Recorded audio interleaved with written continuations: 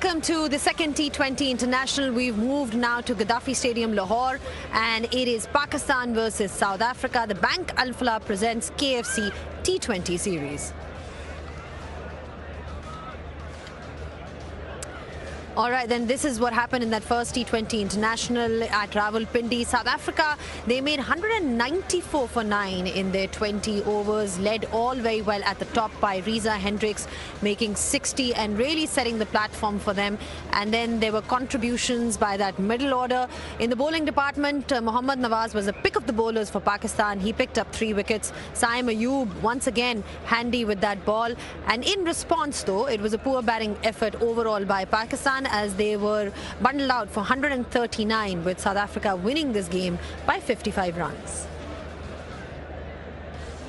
Well, great to be back on pitch side. We're discussing the second T20 International here. Of course, Pakistan has a chance to really come back in this series and rectify some of the mistakes that they made in that first T20 International.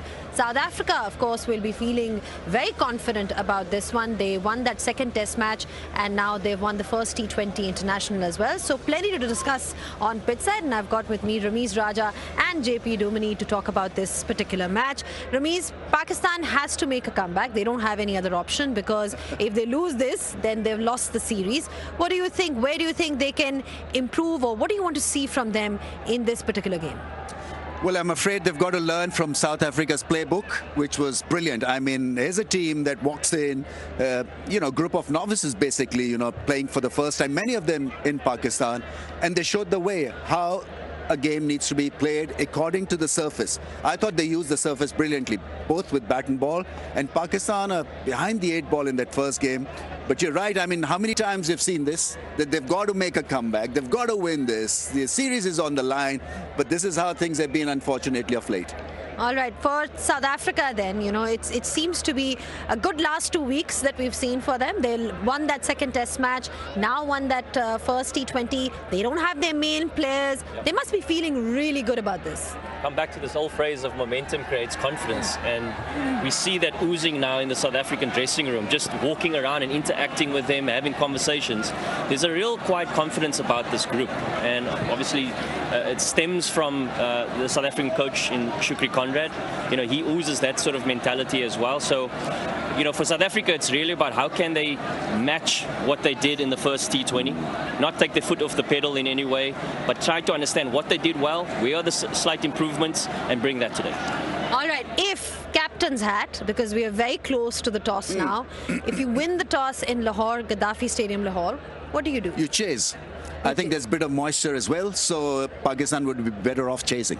All right, then there you heard it from Ramiz Raja. If you win the toss, you do decide to chase here. There is a bit of moisture around the ground. And I'll tell you what, that the crowd is building up really nicely here in this ground. It is a sold-out event that we are looking forward to. Lahore never disappoints in that regard. So I'm sure that they all want to see a comeback in this particular match by Pakistan. And they've got some work to do if they are to win this. Now, we are ready with the toss.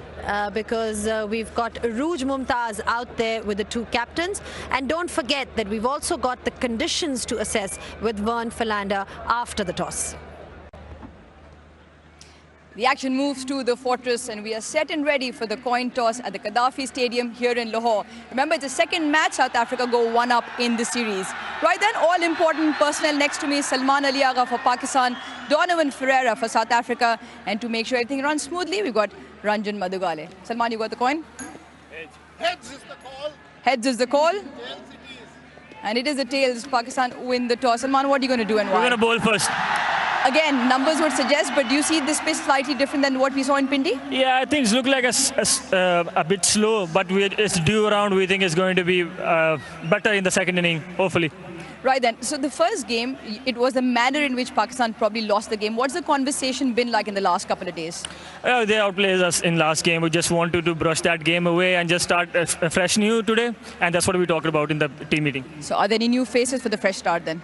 We have Salman in Shaheen is resting today. We have played so many games, and he has played 2 test matches as well. And there is so many games coming around. So we just wanted to give him a rest. All right then, Salman, have a good one. Thank you. All right, Donovan, once again, the coin toss doesn't go in your favor. Your decision would have been? We were looking to bat first, so it's worked in our favour. So that's worked in your favour. Any changes to your side? Yeah, we've got one change. Bartman's in for Williams. Any reason or just rotations? No, just rotation of the seamers. All right, you guys come off a fantastic win. Again, similar question to Salman. The manner in which you won the game, very clinical. How did that feel as a team and as captain as well? Yeah, it felt really good, but I think that's in the past now. New conditions, new venue, so it's for us really to assess conditions once again and then obviously give it our best shot. Now, the way the batting went, yes, Rizal got a half century, but there were plenty of contributions throughout. The bowling was very clinical as well. Would there be something that you're still looking to make better in spite of a very good performance? Yeah, I think in any performance you can get better. Our bowlers really bowled well. They kept it nice and simple. So today's conditions might need the same or it might need something different. So luckily we're batting first so they can assess that while we're batting. But from a batting perspective, I think partnerships is an important thing for us. I think we lost a bit of wickets in clusters over there, which wasn't great for our momentum, but fortunately we still got to 190. So, yeah, hopefully we can get a couple of partnerships together tonight. All right, Donovan, have a good one. Thank you very much. Cheers. Right then, the news from the centre is that Pakistan have won the toss and will have a bowl. Now, once again, we've had a look at the toss and we know what the decision is, but what does the 22 yards for tonight mean? And I've got Vernon Philander who has joined me and he had a bit of a look for a very long time. Vern, on first glance, what do you make of the surface? Yeah, good evening, Aruz. First of all, if you look at the surface, I think if you're a batter, you're going to be smiling ear to ear because there's a beautiful grass covering, which simply means there'll be a bit of pace on the system. So as batters in this format, they really enjoy the ball coming onto the bat. Of course, both on either side, it's only 75 yards to clear those fences. Downtown is 70 yards, so it's not the biggest of hits on this particular surface. But I think the one thing that batters will enjoy is the ball coming onto the bat. Now, we've spoken about the batting front, which South Africa mastered brilliantly, but then Pakistan probably couldn't because of the bowling line and length that South Africa bowled at. What was so good that South Africa did and Pakistan can probably learn from, particularly on this surface? Yeah, I think the one thing that I was really impressed with, from a South African perspective, was that they summed up conditions pretty early. For me, when you're playing the subcontinent, the one thing that you want to bring into play are those three pegs. The top of off, I know it's a simple saying, but the top of off is of paramount importance, simply because if you hit the top of off on the subcontinent, more often than not, that length is a touch too short to get full to or to get forward to, and a touch too short to get back to. So for me, at the end of the day, you want to bring those stumps into play. And I think South Africa, they use the width of the crease phenomenally well. So they haven't given the batter one particular set of clue to hit from. So they varied that release point from time to time, and that is going to be of paramount importance. But again, on subcontinent conditions, you want to bring those pegs into play. All right, then you've heard from Vernon Philander. Keep the basics right, get the fundamentals right, and Pakistan will look to restrict South Africa for maybe less than what they did in Pindi. All right, then Pakistan winning the toss and deciding to field first. South Africa will be batting first, and there's been one change, JP. Bartman comes in instead of Williams. How do you look at this change? Yeah, understandable. He certainly had his injury concerns over the last few months as well. So it's great to see him back in full fitness and getting an opportunity to represent the green and gold as well. No changes in that top order. We spoke at length in the first game about the formidable partnership of Hendricks and de Kock. They've put in thousands and thousands of runs in that partnership in recent times, so they'll take a lot of confidence out of that first T20. But the lineup has a lot of firepower, and we're going with the middle order as well, which is Linda and Bosch. So hopefully they get an opportunity as well. Yeah, Bosch had a really good game previously in that T20 international. So there you have it. That's South Africa. For Pakistan, though, there's also one change. Ramiz, they've given an opportunity to Salman Mirza instead of Shaheen Shah Afridi. How do you look at this? Yeah, I mean, Mirza is tailor-made for T20 cricket. He's got quick arm speed, variation in pace, and he's a left arm angle. So Shaheen Afridi obviously brings that to the table as well. Pakistan need to score runs and then need to field properly. Winning the toss and electing to field means that you've got to pick wickets. I think they lost the plot in the first game where after winning the toss, they went absolutely quiet and defensive.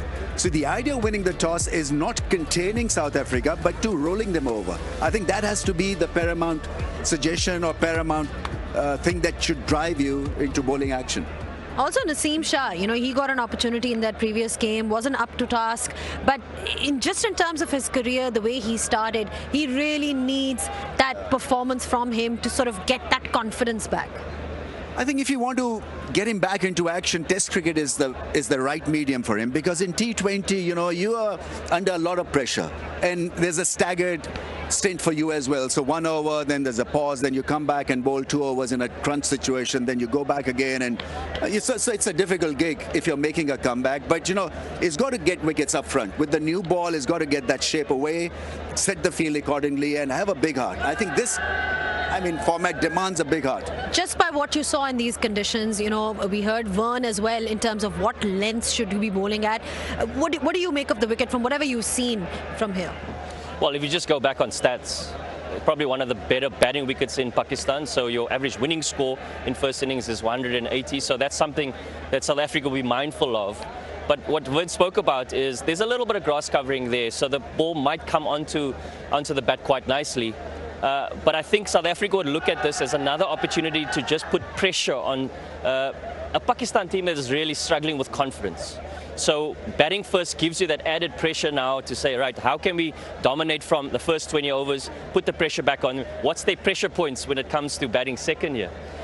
So South Africa will really take a lot of confidence out of that. So looking forward to this matchup today. All right, then we'll just take a short breather, a quick one, because when we do come back, we'll have a closer look at what happened in that first game.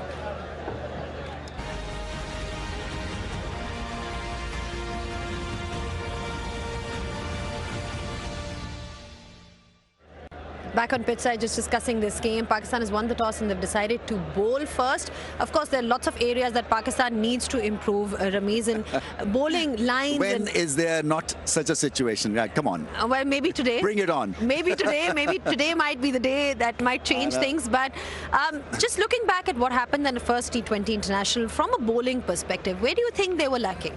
I think they went very defensive, because they rate Rawalpindi Stadium as a high-scoring ground, and so they went absolutely quiet in a way after winning the toss. And you see that pitch map. The blue balls are Pakistani cricket balls, and so what it identifies is variation. It identifies change in length. It identifies that they were just a little bit scared of not being taken for 4s and 6s up front. Whereas if you look at South African bowling attack, it's hard length, wicket to wicket stuff. They're looking for wickets, and it's more to do with the mindset than anything else. I think Pakistan went very quiet and very defensive up front. All right, from a South African point of view though, they were looking really good. It seemed like there was no adjustment required for all the players that had come here in terms of conditions. They understood the assignment. Yeah, they certainly did. And what was impressive also about the captaincy was, even though there was boundaries scored from time to time with the adjusted plan, they didn't try and change too much. They knew that the variation was the pitch. So keep the consistent length, allow the variation to be the pitch. So we saw from time to time the guys, particularly the Pakistan batters, got hit on the splice, particularly trying to play the cross-bat shots. It was interesting listening to Amir Sahel talk about the fact that there wasn't a lot of batters trying to play it off the back foot. They tried to play with the front foot, even though it was the back of the length. So could they adjust to maybe playing off the back foot as well? So maybe that's something to look at for them going into this surface. But South Africa were really good at just honing in on a very, very basic, consistent plan and executed exceptionally well. I think it's also the way South Africa or Australia would bowl to an Asian team. Sure. So they'd not give them anything close to the bat, because that's the only way they can hit through the line. So they kept it at that arm's length medium, and it worked perfectly. What also worked perfectly for South Africa was Reza Hendricks, the way he batted, just understood the conditions so well. And what did you like about him overall? He was just so impressive that night. When I think about Reza Hendricks and you see the involvement of his game over time, he was always classified as a one-day cricketer. Very stylish, hits the ball well on the ground. But in recent times, what I've really enjoyed is the way that he's actually taken the aerial route from time to time. Even in the power play, when the ball was slightly wide on the offside, naturally what we'll see is back foot shots through the covers, but he actually went the aerial route for a change. And he still executed really well. There's a confidence about him now, in terms of his T20 game. He understands it better. There's a lot of maturity about him. He's probably at the twilight ends of his career. So he's really understanding what options work for him and really commit to those options. And at the end of the day, we're always going to, as batters, you're always going to be questioned around your execution. And if you can get that higher than normal, you're going to put in the performance. All right, Ramiz, I think maybe 99% of the crowd here has come to watch Babar Azam. How badly does he need the runs? Because everybody wants to see him do well. And how do you think he can go about it?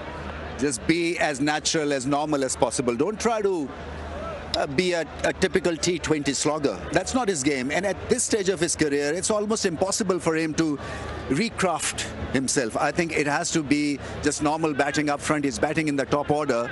All he has to do is to occupy the crease, you know, and it's a golden principle. It worked in the 1900s. It is working still in 2025. So occupy the crease. Make sure that you give yourself best chance to hit the long ball. It can't be of the second ball of your innings. All right, one positive from that previous T20 for Pakistan was Mohammad Nawaz, and he has been a positive in the last couple of months. Sure. I'm talking about him as an all-rounder. He's really sort of evolved. You know, JP was talking about evolution. What do you think about his progress? I think he bats intelligently. There's a lot of game awareness regarding his cricket because he comes in crunch moments and he bowls well wicket to wicket. I think he summed up the bowling conditions superbly, and then with the bat, I mean, he knew that the wickets were falling at the other end, but he just stood firm and helped himself to a 30-odd, which should improve his confidence. But it's just that he's becoming maturer and that he's a floater, and that is such an uneasy task to have as a batsman. You never know whether you'll be asked to go and bat at number 3 or number 7, and therefore he reads the situation so well that he can be that match-winning floater. What target are we looking at from a South African perspective? Where do you think they feel comfortable? What total are we looking at? I think first, before we get to the total, it's really about assessing conditions in that power play, taking the positive option. What does that look like? I think anywhere as a bare minimum, they'll probably want to look at 180 again. If they can get anywhere close to the other night in Pindi of 190, I think they will feel confident going into that bowling innings. But the power play is where they've been most impactful, particularly in that first T20. You think about 70 odd for 2 in that power play. That really stamped the authority on the game. You saw that from a Pakistan point of view, they took a back step. You know, the confidence was shot in that power play. And if South Africa can do that again, where's that breaking point for Pakistan going into their bowling innings? Winning total for Pakistan chasing wise? I don't know, Zainab, it's a difficult one because, you know, on the day even they can get a 200 here. You know, all they need is wickets in hand, go hard in the first 6, do the simple things better and not worry about the end result. It's so important for them to think positively.